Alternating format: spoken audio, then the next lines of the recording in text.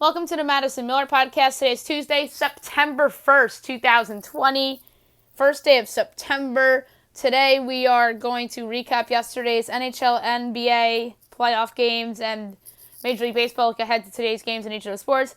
We'll look over the U.S. Open results from yesterday and this morning and look ahead to the rest of today's matches and some of tomorrow's as well. My NFL running back rankings, MLB trade deadline recap, and my best bet of the day. Okay, we'll start with the Stanley Cup playoffs. 2 games last night. One team advanced to the conference finals, and one has to wait, potentially. The Tampa Bay Lightning defeated the Boston Bruins 3-2 in double overtime in 5 games to advance to the Eastern Conference Final. Their 4th Eastern Conference Final in 6 seasons. 2015 against the Rangers, 2016 against the Penguins, 2018 against the Capitals, and now this year against the winner of the Islanders-Flyers series. The number 3 star of the game with a golden assist, David Krejci. Number 2 star of the game with 45 saves on 47 shots, Andrei Vasilevsky. Number 1 star of the game with the double overtime winner with 5:50 left in that double overtime, Victor Hedman. So Tampa Bay moves on, Boston goes home, and now Boston is facing an interesting offseason ahead for sure. The Avalanche defeated the Stars 6-3 in Game 5 to force a Game 6. The Avalanche had a 5-goal first period that really was the difference in the game. The number 3 star of the game with 3 assists, Denis Gurianov. The number 2 star of the game with the goal and assist, Nathan MacKinnon. Number 1 star of the game with 2 goals and assists, Andrei Burakovsky. Tonight we have two games. 7 o'clock NBC, as any of the Islanders and the Flyers. If the Islanders win, they move on to the Eastern Conference Final to take on the Tampa Bay Lightning. If the Flyers win, Game 6 would probably be Thursday night.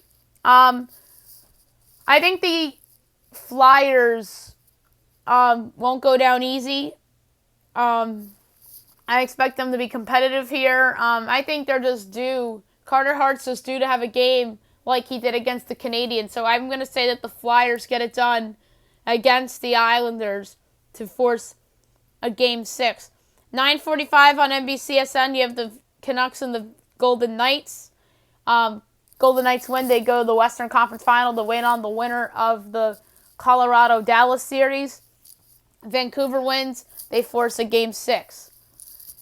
Vegas, I think, has been the best team in the postseason so far. But they always say that it's never really easy to win a championship. I'm going to say that the Canucks get it done as a big underdog tonight against Vegas. Vegas is minus 230, according to ESPN. And according to FanDuel, the Golden Knights are minus 240, and the Canucks are 2-1 underdogs. Yes, you heard that right. 2-1 underdogs. So give me the 2-1 underdog to win the game outright tonight against the Vegas Golden Knights. Now we'll move on to the NBA. We'll go over the 2 games from yesterday and look ahead to the games for today. Heat over the Bucks, 115-104 to win Game 1. Miami, Jimmy Butler had 40. He was unbelievable. Chris Middleton actually led the Bucks in scoring. He had 28 points. By the way, Giannis, 18, 10, and 9. Butler was 44 and 2. Bam Adebayo had a good game, 12, 17, and 6. Thunder over the Rockets, 104-100 to force a Game 7. So I did predict that the Thunder would be competitive in Game 6, but they wound up winning outright to force a Game 7. Chris Paul was just unreal. 2 huge three-pointers. He hit the 1 3-pointer to make it a 3-point game, and then he hit the game-tying three-pointer to make it 98 all. This was a great game. Paul had 28 points. James Harden had 32 points with 7 assists. 2 games today, 5:30 ESPN. You have the Celtics and the Raptors. Should be a fun game between these two teams. Toronto's 1.5 point favorite, over under 218.5. I would make this Toronto by 4. And I would make the total 227. That is a really low number for a total. I'm contemplating whether to go over the Raptors because I think the Raptors are under immense pressure tonight to get this big win to even up the series at 1 apiece. The Raps do play good defense. They do have a tendency of low-scoring games sometimes, as does the Celtics. I have a bigger edge on the over than I do on the Raptors, but I'm going to take the Raptors minus 1.5. I just think this is a bounce-back spot for them, getting the defending champs at 1.5. The Celtics are going to miss Gordon Hayward at some point. I think it could be tonight. So give me the Raptors minus 1.5 against the Celtics, even this up at 1 apiece. Game 7 tonight, Utah and Denver, 8:30 ABC. Mike Breen, Mark Jackson, Jeff Van Gundy on the call in all likelihood. Maybe Doris Burke as well, unless if Doris Burke and Mark Jones do the other game. Denver is a 1-point favorite. The over-under is 217.5. I have a 1.5 edge on Denver, and I have a big edge on the over. I feel better about the over than I do about Denver winning this game. I do think Utah has a chance to win, courtesy of Donovan Mitchell and his fine play. The turnaround for the Nuggets in this series has been the play of Jamal Murray, and he's absolutely made a huge jump in the postseason. He's had a couple bad games here, but Game 1 he was awesome. Game 5 and Game 6 he was awesome. I think he's going to be awesome again today. I think Donovan Mitchell's going to be awesome today. But my play here is going to be over 217.5. But I do think ultimately the better team will win, and the better team is indeed the Denver Nuggets. So give me the Nuggets to win the game. But the play here for the podcast is over 217.5. So that's going to be just an exciting game tonight.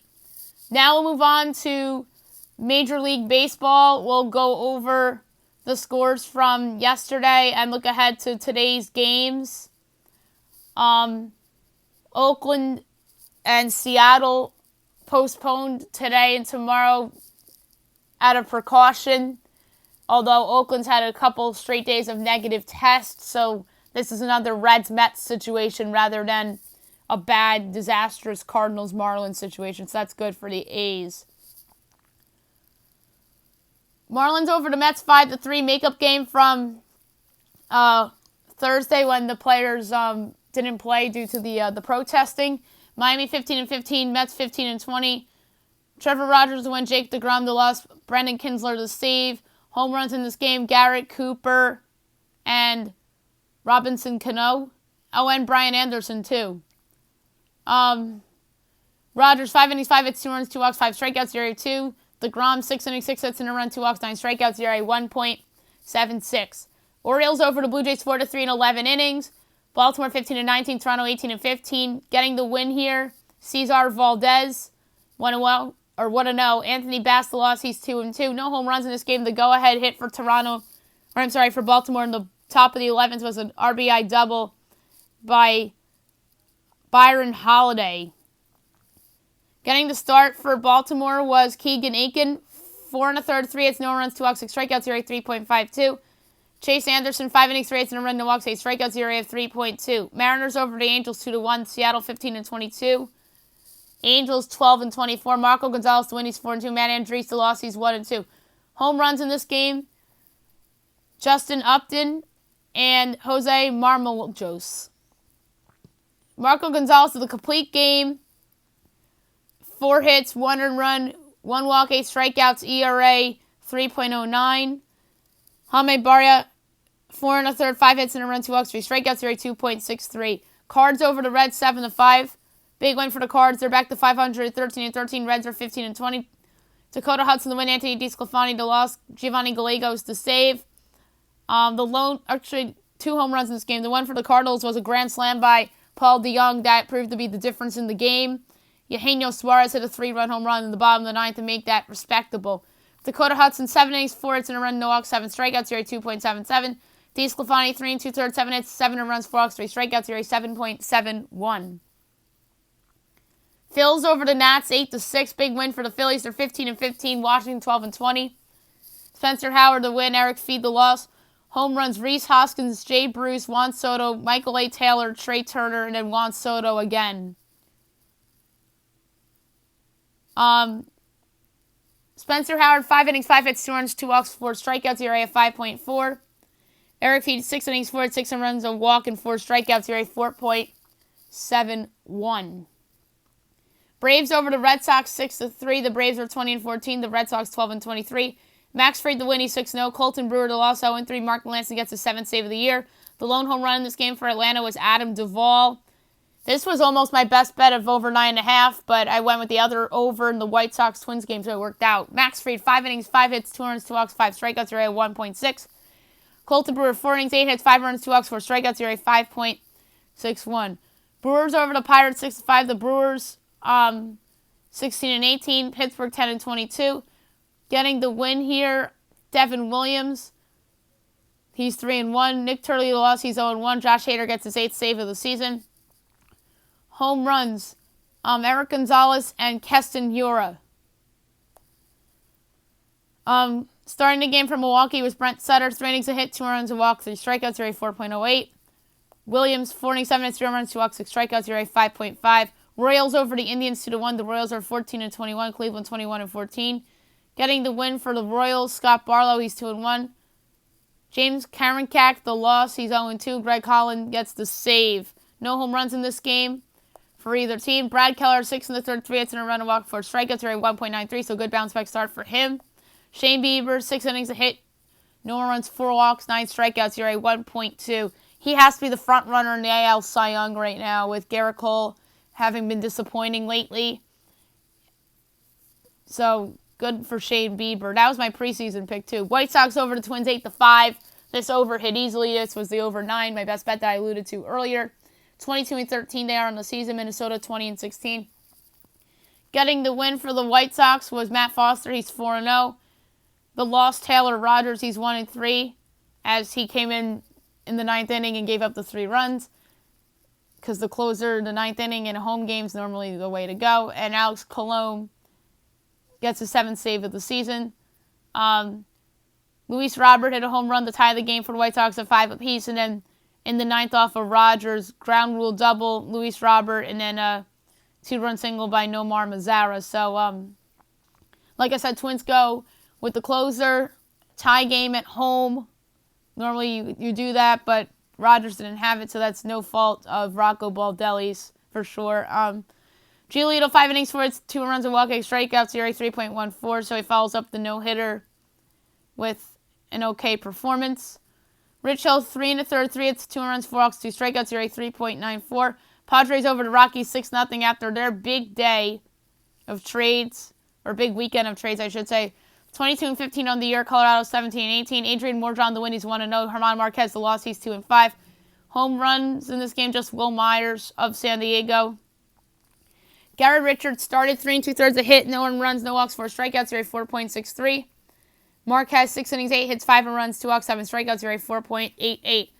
Today's games, 6:40, you have the Cardinals and the Reds. Kwang Hyun Kim and Sonny Gray. Kim 1-0 with a 1.08 ERA, whip of 0.9. Gray 5-1, 1.94 ERA, whip of 1.01. Fox Sports 1 at 6:40. You have the Blue Jays and the Marlins. Big game for both these teams. Both these teams are quietly in the pennant races, and Toronto made themselves better with those trades, so they're clearly going for it, but they don't know who's starting yet. Maybe it's one of their new guys, and Alicia Hernandez is going for Miami. 1-0, 3.04 ERA, whip of 0.97. I'm going to go with the Blue Jays here. They've been playing really well. They're probably going to be favored in this game regardless of who goes for them. So give me the Blue Jays here over Miami, as I don't think Miami's very good. I think that they fall short of the postseason. But it's a good story, nevertheless, that the Marlins are relevant in September. Rays-Yankees. We don't know who's going for Tampa Bay, and then Masahiro Tanaka's going for the Yankees. Tanaka 0-1, 3.48 ERA, whip of 1.16. By the way, who had Tanaka with a higher or lower ERA right now than Garrett Cole? But we still got a month to go. Maybe Garrett Cole has a great September and challenges Shane Bieber for the Cy Young. And Tanaka falls off a little bit. But Yankees absolutely have to have this game. They're 1-7 against the Rays this year. So they got to step it up here. And Tanaka pitched well against the Rays at Tropicana Field not long ago. And I think he didn't do well against the Rays when he pitched against them at the stadium a couple weeks ago. Nats Phils. Patrick Corbin, Aaron Nola. Corbin 2-2, 3.82 ERA, whip of 1.3. Nola 3-2, the 3 ERA, whip of 0.92. So Patrick Corbin has been not living up to that contract really so far this season. Nola, meanwhile, has been solid. Cubs, Pirates, John Lester and Chad Cole. Lester 2-1, the 4.55 ERA, whip of 1.2. Cole 1-1, 2.52 ERA, whip of 1.08. I consider the Pirates as an underdog play tonight against the Cubs. Cole hasn't been that bad. And Lester, meanwhile, has regressed after a good start. 7:30, Braves, Red Sox, Ian Anderson and Ryan Weber. Anderson 1-0, the 1.5 ERA, whip of 0.5. Weber 0-2, the 6 ERA, whip of 1.54. Mets, Orioles. We don't know who's going for the Mets. And then Asher Wojciechowski's going for Baltimore. Wojciechowski 1-3, the 5.13 ERA, whip of 1.41. Tigers, Brewers, Michael Fulmer and Josh Lindblom. Fulmer, no decisions, 8.79 ERA, whip of 1.95. Lindblom 1-2, the 6.31 ERA, whip of 1.48. 8 o'clock, Indians, Royals.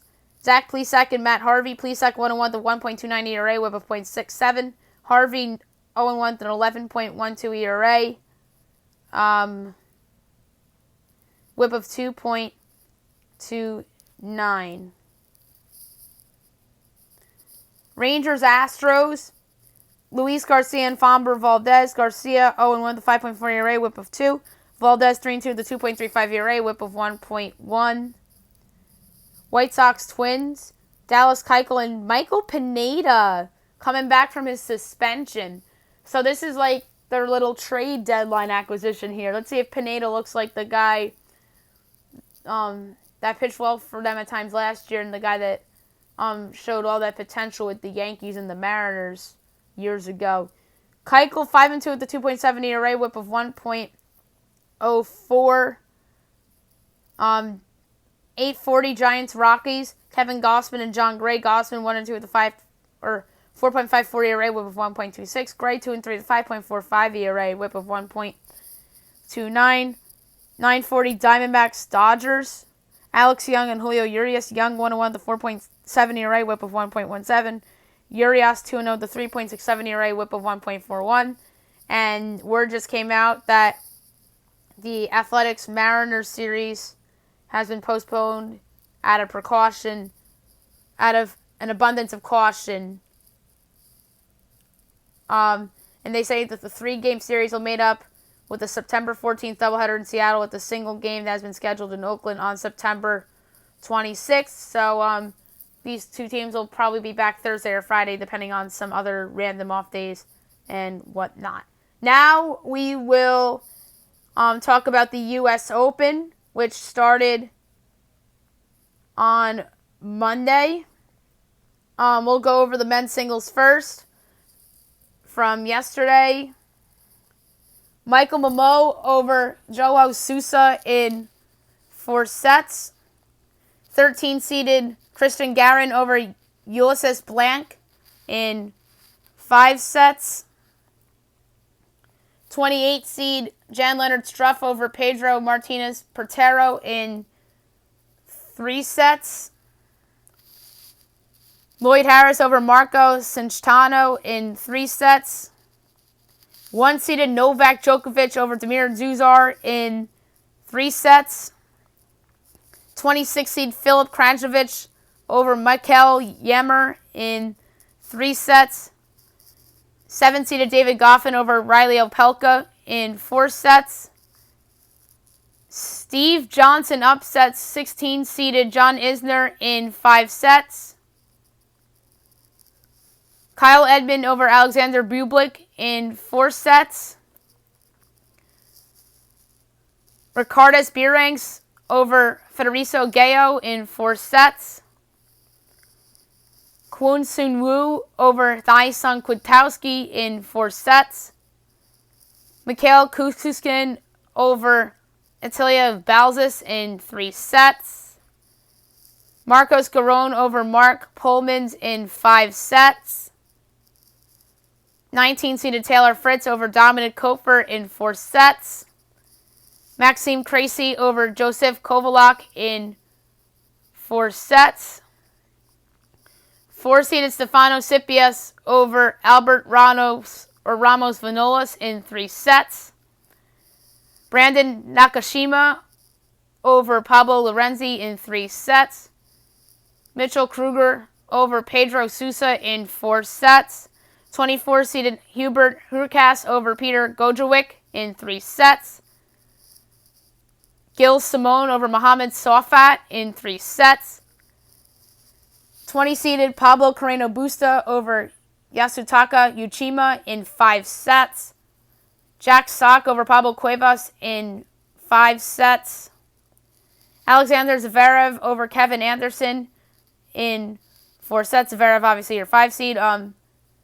32-seeded Adrian Manarino over Lorenzo Sonego in 4 sets. 12-seeded Denis Shapovalov over Sebastian Korda in 4 sets. Jordan Thompson over Stefano Travaglia in 4 sets. Cameron Norrie upsets 9-seeded Diego Schwartzman in 5 sets.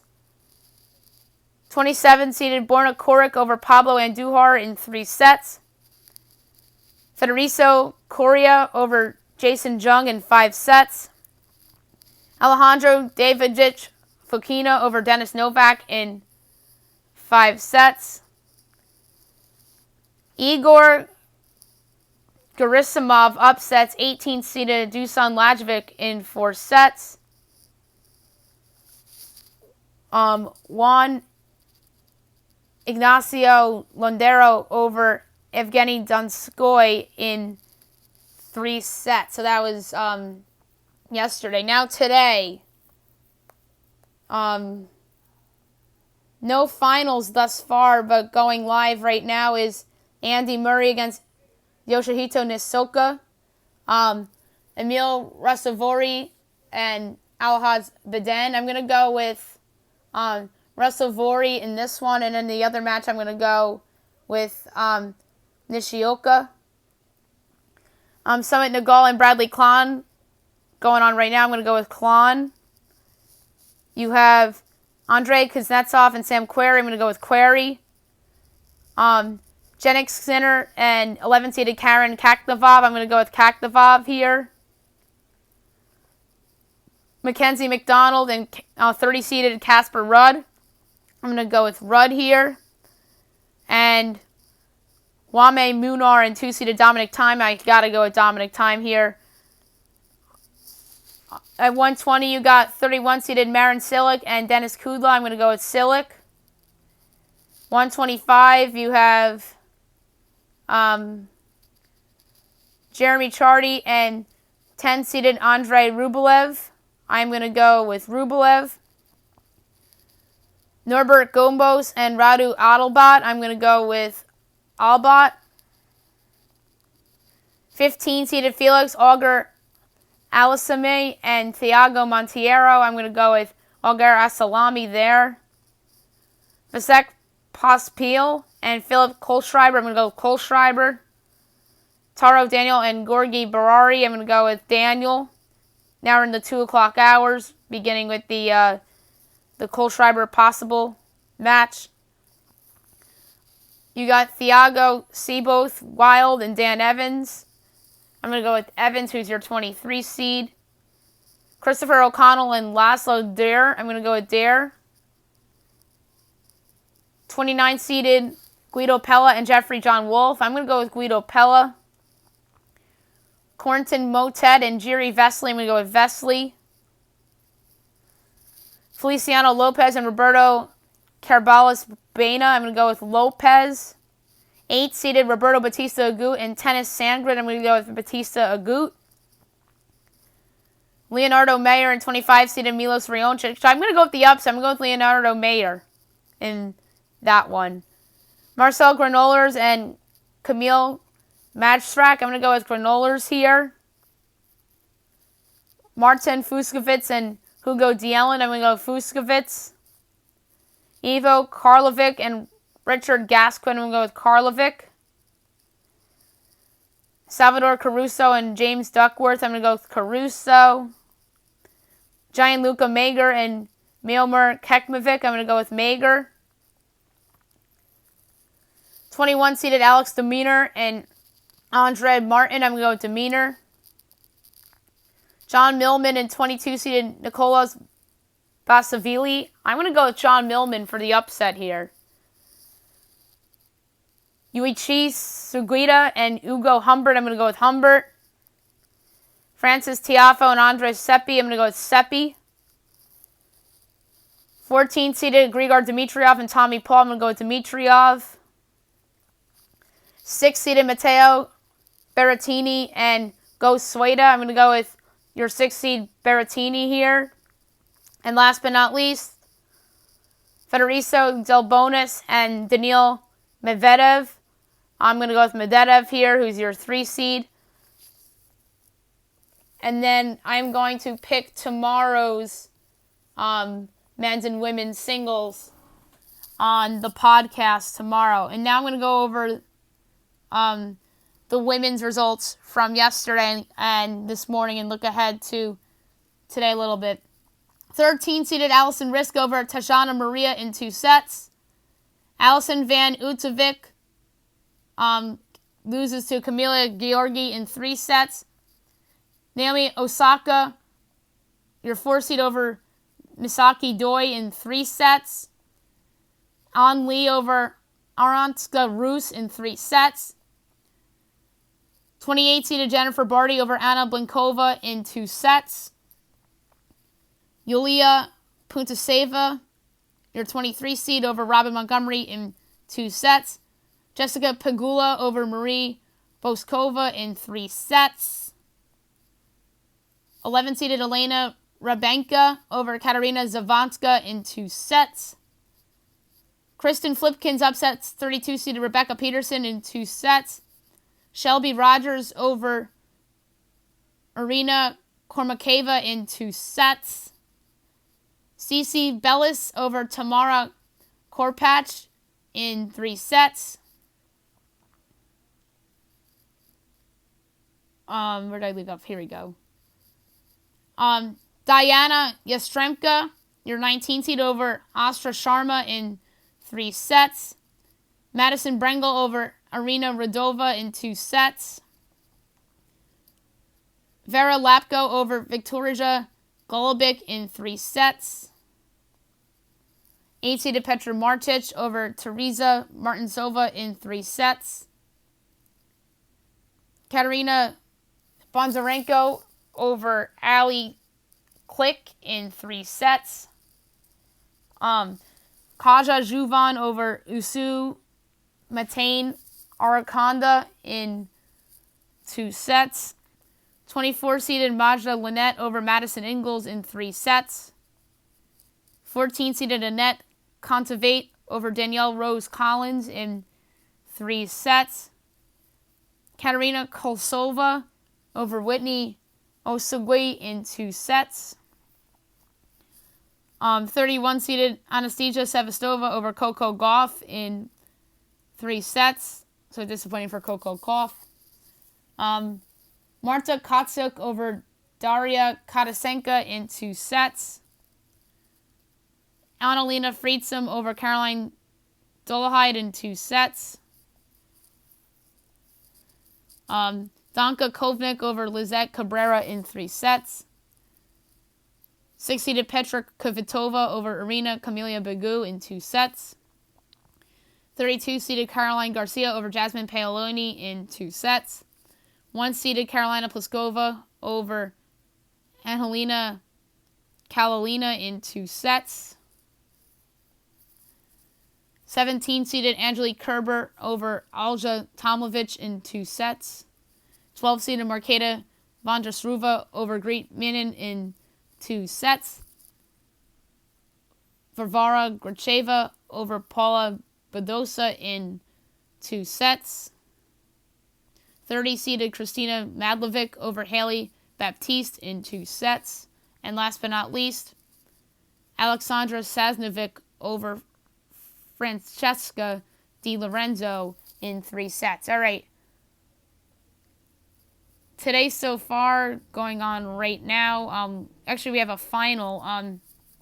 10-seeded Gabrine Magruska over Nao Hibino in 2 sets. And going on right now, Monica Puig and Margarita Gasparyan. I'm going to go with Puig here over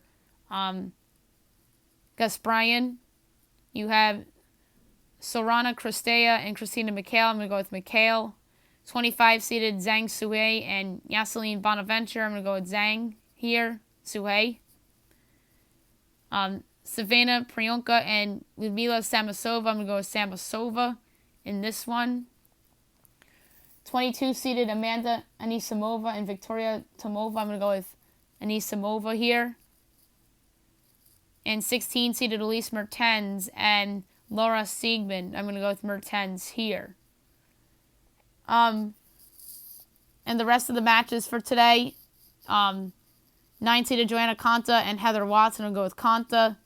Vera Zvonareva and Leila Annie Fernandez. I'm going to go with Zvonareva in that one. Natalia Vishklevinseva and Katrina Scott. I'm going to go with Vishklevinseva or I can't pronounce this last name. Vic Hyland-Seva. 3-seeded Serena Williams and Christiane. And gotta go with Serena here. Lauren Davis and Elise Cornet. I'm going to go with Cornet. Claire Liu and Sarah Sobreras Tormo. I'm going to go with Cerebus Tormo in that one. 2-seeded Sophia Kenin and Yanina Wickmeyer. I'm going to go with Kenin. Katerina Sinikova and Kaya Kanepi. I'm going to go with Sinikova in that one. Anna Kalinskaya and Nina Stojnovic. I'm going to go with Stojnovic in that one. Jill Teekman and Aliona Bolsova. I'm going to go with Bolsova. 27-seeded Ons Jabeur and Katarzyna Kawa. I'm going to go with Katarzyna Kawa in an upset there. Victoria Azarenka and Barbara Haas. I'm going to go with Azarenka. Victoria Kuzmova and Kat McNally. I'm going to go with Kuzmova in that one. 7-seeded Madison Keys and Tamea Babos. I got to go with Madison Keys there. 5-seeded Ariana Sablenka and Oceani Dobin. I'm going to go with Sablenka there. Iga Swiatek and 29-seeded Veronika Kudermetova. I'm going to go with Kudermetova there. 26-seeded Solane Stevens against Mahila Bazarnescu. I'm going to go with Solane Stevens in that one. Bernarda Pera and Zarina Dias. I'm going to go with Pera in that one. Sachia Vickery and Taylor Towson. I've got to go with Taylor Towson. I think she's better. Patricia Maria Tig and Kuramui Nara. I'm going to go with Maria Tig in that one. 20-seeded Carolina Muchova and Venus Williams. This is tough. I think this is the most intriguing match of the night in the women's. I'm going to go with Carolina Muchova. I don't feel good about it. I think it could go pretty deep here. So give me Muchova over Venus Williams. And then you have 18-seeded Donna Vecchik and Kristina Pliskova. I'm going to go with Vecchik there. I don't feel super about it because I think that Pliskova has a shot. 15-seeded Maria Sakkari and Stefane Vogel. I'm going to go with Sakkari in that one. Vitalia Diachenko and Olga Govortsova. I'm going to go with Diachenko in that one. And last but not least, Kim Klitschers and Ekaterina Alexandrova. I'm going to go with your 21 seed in Alex Androva here, although I think that match will be competitive. Now we'll move on to my NFL running back ranks as the season is underway in 9 days. Yesterday did quarterbacks. Today's going to be running backs. Wednesday, which is tomorrow, wide receivers. Thursday, tight ends. Friday's offensive linemen. And I'm going to break it up into guards, tackles, and centers. Monday's going to be defensive linemen. I'll break that up into ends and tackles. Next Tuesday is going to be linebackers. I'm going to break it into the middle and inside and then outside. Wednesday is going to be cornerbacks and safeties.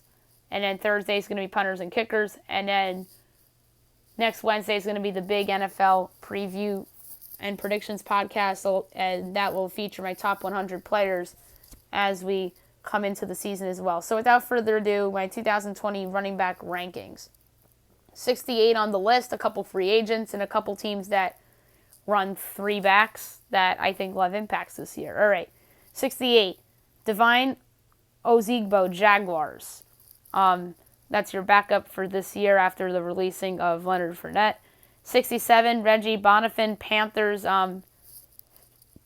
He's really not all that great. I think they could use somebody better than him. The backup of McCaffrey. 66, Lynn Bowden Jr., Raiders, a rookie. 65, Darrington Evans, Titans. He's another rookie. So they are rookie backups to their respective good running backs. 64, Brian Hill, Falcons. 63, TJ Yeldon, Bills. 62, Jalen Samuel, Steelers. 61, Chase Edmonds, Cardinals. 60, Duke Johnson, Texans. So these last couple are backups. 59, Frank Gore, Jets. It's another backup. 58, Justin Jackson, Chargers. I think that he'll see an increase of playing time with Melvin Gordon gone. 57, Boston Scott, Eagles. He showed some stuff last year. 56, A.J. Dillon, Packers. I think he's a potentially surprise rookie for the Packs this year. 55, Darvin Thompson, Chiefs. 54, Tony Pollard, Cowboys. 53, Giovanni Bernard, Bengals. 52, Dion Lewis, Giants. 51, Alexander Mattison, Vikings. Those couple that I listed off are all backups to their respective teams. 50, Chris Thompson, Jaguars. He's their starting running back now with Leonard Fournette gone. 49, J.K. Dobbins, Ravens. I think he's going to have a bigger impact on the Ravens offense than people think. 48, Matt Breida, Dolphins. So Breida was the pickup for the Dolphins. He'll improve their running game. 47, Antonio Gibson, Washington football team. I think Gibson's going to have a big impact in that offense this year. 46, Carlos Hyde, Seahawks. He's not a bad backup. Number 45, Jordan Howard, Dolphins. I think that a change of scenery can do him wonders a little bit. And being the featured back along with Matt Breida, I think he can have success. 44, Malcolm Brown, Rams. He's slated to be their starter, their number 1 back, but I'm not a huge fan of him. 43, Latavius Murray, Saints, one of the better backups in the league. 42, Sony Michel, Patriots. In theory, he should be their number 1 running back, but he's their number 2. He has not lived up to expectations by Patriots fans and people in the media. 41, David Johnson, Texans, the quote-unquote prize in the DeAndre Hopkins trade. We'll see if he benefits from a change of scenery. 40, Cam Akers, Rams. I won't be shocked if he becomes their lead back this year.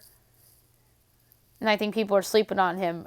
39, Jonathan Taylor, Colts. I think he'll see a lot of playing time as well as a rookie. 38, Adrian Peterson, Washington football team. I think Peterson is obviously his best days are behind him. But sometimes he has these random good games. 37, LaShawn McCoy, Buccaneers. I think McCoy could be rejuvenated here with Tom Brady and being like the in the running back by committee that the Bucs have going with him and Ronald Jones, who we'll get to. 36, Darrell Henderson, Rams. Darrell Henderson showed me a lot last year as a rookie. I think it's going to be more of him and Cam Akers in that offense than Malcolm Brown.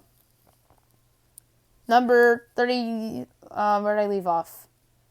35, David Montgomery, Bears. David Montgomery is another running back that really hasn't lived up to expectations. We'll see how he does this year. 34, Darius Geis, free agent. Whoever signs Darius Geis is going to get themselves a good value. I think that Washington shouldn't have cut him. I think that was a mistake. That'll come back to haunt him. If somebody gets injured, I can see somebody signing him. 33, DeAndre Swift, Lions. I think that he could have an impact in that Lions offense in both the running game and the passing game this season, and won't be a big shock if he becomes their lead back. 32, Tevin Coleman, 49ers. Tevin Coleman was really good for the Niners last year, and I think he'll have another good year this year. 31, Ronald Jones, Tampa Bay Buccaneers. I think that he'll be their more featured back of the two backs. And I think that he'll finally show off his potential a little bit this year with the Bucs. 30, Marlon Mack, Colts. Marlon Mack is somebody that really I think is underrated. I've personally underrated him the last couple years. I didn't think that he was the answer, but he's been pretty solid, and I think that good offensive line certainly benefits him. 29, Devontae Freeman, free agent. Somebody else is going to be getting a quality player if there's some injuries. 28, Leonard Fournette, free agent. It's amazing that I listed 3 free agent running backs on this list. They shouldn't be free agents. They're good players. It's just that their teams made mistakes in overpaying him. Well, really the first 2. The other one was cut due to injuries. 27, Melvin Gordon, Broncos. I think that Melvin Gordon is going to be a good ad for Denver. I think he and Phillip Lindsay will split the reps, like how some of these other teams are doing it. 26, Tariq Cohen, Bears. Tariq Cohen is someone that the Bears love to use in the special teams and the running game and the passing game. He's like their wild card player in a weird way. 25, Chris Carson, Seahawks. Chris Carson's somebody else that I think has exceeded expectations. He reminds me of Marlon Mack in that sense, but I think he's a little better than Marlon Mack. And he's a big part of that offense in Seattle. 24, Kareem Hunt, Browns. Kareem Hunt's awesome. He was unreal as a rookie with the Chiefs, and obviously the legal stuff made the Chiefs cut him, and now he's with Baker Mayfield and the Browns. I think that he's important to their success, as well as Nick Chubb, who we'll get to. 23, Kerryon Johnson, Lions. I like Kerryon Johnson. I feel like when he's healthy, he's had an impact in the league. But if he gets hurt, then DeAndre Swift's going to emerge as their top guy. And I think Swift could outlast Johnson even this year, or outperform Johnson. But when Kerryon Johnson's on the field, he's very good. 22, Raheem Mostert, 49ers. Mostert has been awesome in the 49er offense. And I think he'll continue to be awesome. And I think he has a chip on his shoulder because he requested a trade. 21, Kenyon Drake, Cardinals. Kenyon Drake is somebody that I think people are sleeping on coming into the season. That guy was awesome with Miami, and he played well in the second half with the Cardinals last year. 20, James White, Patriots. James White is going to be a big part of the Patriots' offense this year. He's been a big part of their offense in the past. They use him in the passing game and in the running game as well. 19, Miles Sanders, Philadelphia Eagles. I think a lot of people have him as the breakout running back of the season. I think that is very realistic for him. 18, Mark Ingram, Ravens. Mark Ingram had an awesome year last year, but I just think that his age will eventually catch up to him. 17, Clyde Edwards-Helaire, Chiefs. This is the highest-ranked rookie running back coming into the season. He's this high because of the opt-out of Damian Williams for the Chiefs. So, that obviously increases Edwards-Hilaire's value to this Chiefs offense. I think he's going to be unreal this year. 16, Devin Singletary, Bills. I think this is a candidate for the running back to have the biggest breakout year. Improved offensive line, better roster around them. I think Singletary's in a good spot to succeed. 15, James Conner, Steelers. He's somebody that's in a contract year. He has a chip on his shoulder. I think he'll have a good year. 14, Aaron Jones, Packers. I think he's going to be a big part of that Packers offense like he was last year in the running game and the passing game. 13, Joe Mixon, Bengals. I think Joe Mixon's going to have a big year for Cincinnati with a quarterback upgrade and just better talent around that offense. I think he'll see a good number of touches. 12, Austin Eckler, Chargers. With Melvin Gordon gone, I think that really makes Eckler more valuable to the Chargers offense. He's poised for a big season. 11th, Philip Lindsay, Broncos. I think Lindsay is somebody that you would think would be a top 10 back, but I think that he and Melvin Gordon will split the running back duties, which isn't a bad thing. Lindsay's a good player. Like, he's good in the passing game as well, and I think he'll help Drew Lock develop. 10, Todd Gurley, Falcons. I think this is another bounce-back running back. Change of scenery. Chip on his shoulder. Rams cut him. I think he'll really help Matt Ryan in that offense. Number 9, Le'Veon Bell, Jets. He's my other bounce-back running back pick along with Todd Gurley. He had a bad year last year. Just dysfunctional all around. Sam Darnold being out for a while certainly hurt Bell. And then there's all that talk that Adam Gase didn't want Le'Veon Bell. I think that will have Bell motivated for a big season. 8, Josh Jacobs, Raiders. The reigning Rookie of the Year, or I should say reigning Rookie of the Year finalist, not winner. That's Kyler Murray, the reigning Rookie of the Year. But Josh Jacobs, I think, is in for another big season with the Raiders. He'll help Derek Carr in that offense. And that offensive line isn't bad either.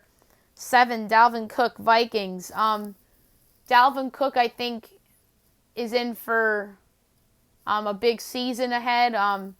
He wants to get paid and prove the Vikings that he can stay on the field. 6, Alvin Kamara, Saints. Kamara is another player that I think is in for a big season. He's a big part of what the Saints do offensively. 5, Nick Chubb, Browns. Nick Chubb really is somebody that the Browns just flat out stole in the draft. The Patriots are probably rolling their eyes about passing him up instead of taking Sony Michel. So everyone's screaming at them, you took the wrong Georgia running back. But Chubb has been unbelievable in his first 2 seasons in the league. And I think he's in for another big year this year. 4, Saquon Barkley, Giants. You would think that Saquon Barkley would normally be in the top 3, but he's been injured a lot, or was injured last year, which I think hurt him. I think he's in for a big year this year. Better offensive line. And I think he's going to be motivated because he's going to be getting a payday at some point. 3, Ezekiel Elliott, Dallas Cowboys. I think Zeke's poised for a big season. Mike McCarthy, I think, is an upgrade over Jason Garrett. I think that the Cowboys will give a fair number of touches to everybody. I think Elliott's a big part of that offense, and I alluded yesterday that a couple years ago his absence cost the Cowboys a playoff spot. 2, Derrick Henry, Tennessee Titans. Henry's somebody that pretty much carried the Titans to the AFC title game and pretty much proved that running backs matter in the NFL because of how good Henry is. He carried them to the AFC title game, and I think he's poised for another big year as well. And number 1, if there wasn't any doubt, Christian McCaffrey, Carolina Panthers. He is the best running back in the league. He should be number 1 overall in all these fantasy leagues that are drafting right now. He's unreal, and he's poised for yet another big season, and he did get his deserving payday, and he's going to live up to that contract for sure, in my opinion. Before Best Bet, I would like to go over the baseball trade deadline. We'll start in the American League East. The two teams at the top of the division, the Yankees and the Rays, stood pat. The Yankees standing pat, to me, does actually make some sense. There were some people yelling at them on Twitter yesterday for not making a move. But this is a 60-game season, not a 162-game season. Last year, the Yankees deserved to be criticized for not making a move. This year, I think it's different due to the short season and the depth they have. I think that they're banking on their guys to come back, and then they're banking on some young guys to make impacts. Like Davy Garcia pitched really well against the Mets, and I think that if James Paxton's out for longer, he's in that rotation spot. If J. Happ doesn't perform well, then Davy Garcia could take his spot. So I think that they were encouraged with Davy Garcia on Sunday, and the improvement of Jonathan Loáisiga in their pitching staff, I think, made them say, okay, I don't think we need to make a move, and then we'll wait for Gleyber Torres and Aaron Judge to come back from injuries. And DJ LeMahieu is already back as well, so that's good for that offense. The Rays made that minor move the other day, getting Brett Phillips, but they really haven't done anything else. Like the Yankees, they're banking on their guys to come back from injuries, like Nick Anderson and Charlie Morton. So they're similar as the Yankees in terms of they're banking on their guys to come back from injury. Maybe they call up Wander Franco. If they call up Wander Franco, that's a game changer for Tampa Bay in my mind. The Blue Jays acquired Ross Stripling from the Dodgers, which I think is a great trade for them. I think the Dodgers are going to miss him. That's a mistake for the Dodgers. I don't know why they did that. I think they're going to come to regret that one. I think he'll be a good addition for Toronto. And they also acquired Robbie Ray from Arizona. And in return, the Arizona Diamondbacks got back southpaw Travis Bergen. So they didn't get much back for Robbie Ray. And we'll see if a change of scenery will benefit Ray. The Orioles and the Red Sox pretty much stood pat on Monday, but the Sox did trade away some dudes, Mitch Moreland and obviously the two relievers. There was some speculation about Andrew Benintendi, but that didn't happen. I think the White Sox and the Twins missed the boat on trading for a starting pitcher and for some bullpen help, respectively. The Twins for bullpen and the White Sox for a pitcher. The Twins are getting Michael Pineda back tonight. Maybe they'll look at that as their trade acquisition. The Royals really didn't have to sell off some pieces. Maybe they'll sell in the offseason. The Tigers really didn't do anything either. The Indians traded Mike Clevenger to the Padres. We talked about that on yesterday's show, and I think they did a good job in their return. The Astros did nothing to improve their rotation. They, like the Yankees and the Rays, are banking on guys to come back from injuries, like Justin Verlander and obviously the young guy that's injured. I'm blanking on his name. The young starter that they really like. I'll think of it. Oakland made a minor deal for Mike Minor. No pun intended. Two players to be named later went back to the Rangers. But the names came out, but I just can't think of who they were.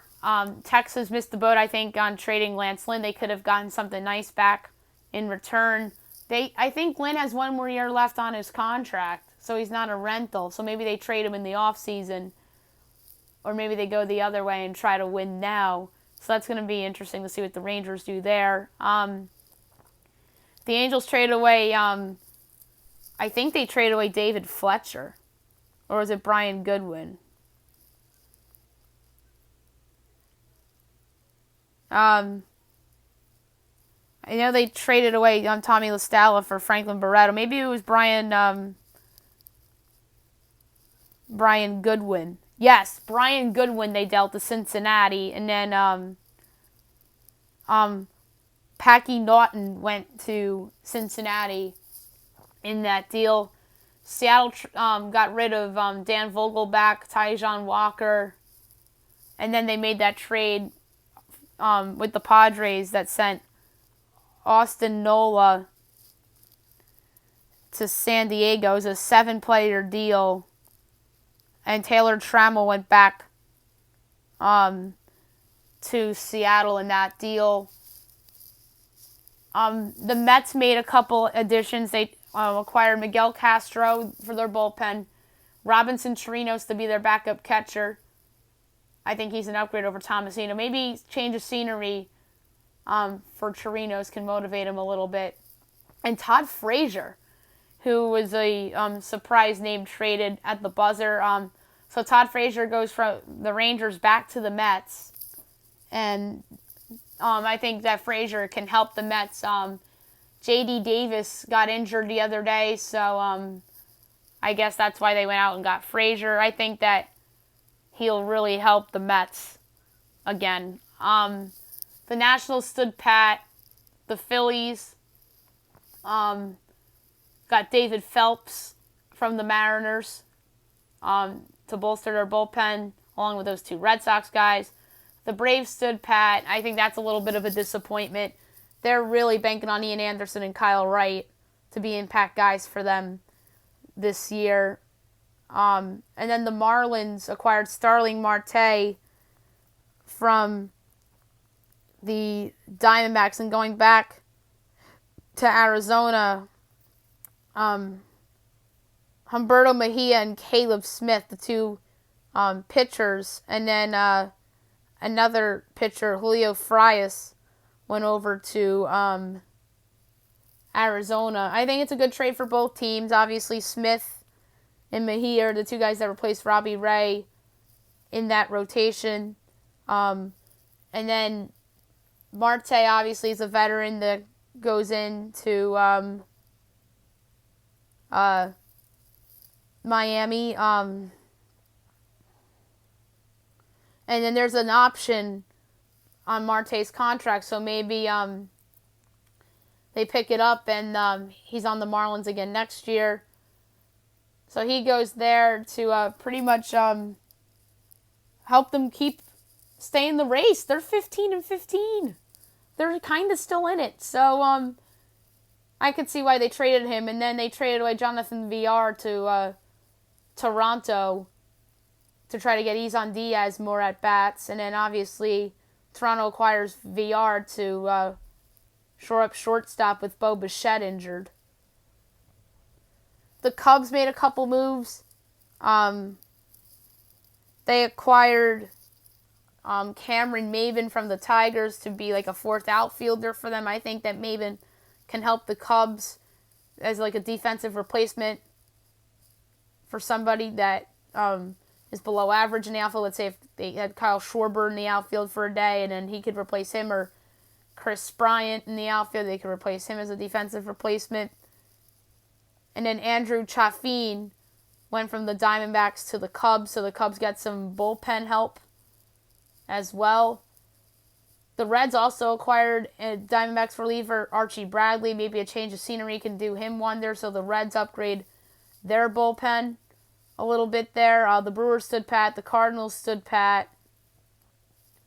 And the other move the Cubs made was getting Jose Martinez as like a bench piece / first base. He could play all over for them pretty much. So, and that's somebody that the Rays, that just wasn't a good fit there. Maybe being back in the NL Central can do Martinez some wonders, and he can show the Cardinals a little something. So maybe he'll have a chip on his shoulder with the Cubs. And then Pittsburgh didn't make any moves either. The Padres did a boatload of things. We talked about Clevenger. We talked about the catcher. And then the other catcher, Jason Castro. So they have two catchers now. Trevor Rosenthal. And then Mitch Moreland's on the Padres now, too. So they really remade their team, and I think they really have turned themselves into a contender. I think the Dodgers are going to come to regret trading away Ross Stripling. That guy really helped them over the last couple years. So now the pressure's on Dustin May and all those other young arms, Julio Urias, to step up. So that's going to be very interesting. The Rockies acquired Michael Givens from the Orioles. So the Orioles did make a move. I forgot about that one. I just thought of it. So Givens obviously goes to Colorado. He wasn't having that great of a year at the Orioles. So maybe a change of scenery and then a pennant race can do him wonders. Arizona sold off pieces like we talked about. And then San Francisco stood pat. Now my best bet of the day, brought to you by FanDuel. Interesting slate.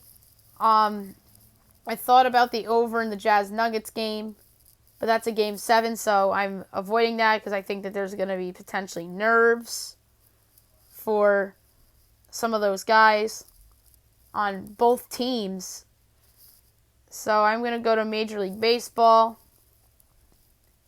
And I'm going to go with over 9.5 in the Tigers-Brewers game. I don't see how this goes under. And the under is minus 115. That's nuts. So, best bet of the day, over 9.5 in the Tigers-Brewers game tonight. That's it for the show today. I'll be back tomorrow recapping everything from the playoffs and basketball and hockey, Major League Baseball, and then we'll do U.S. Open. We'll make a pick for the golf tournament coming up over the weekend as well. And obviously my best bet and wide receiver rankings coming too. I hope you guys have a great day, everyone.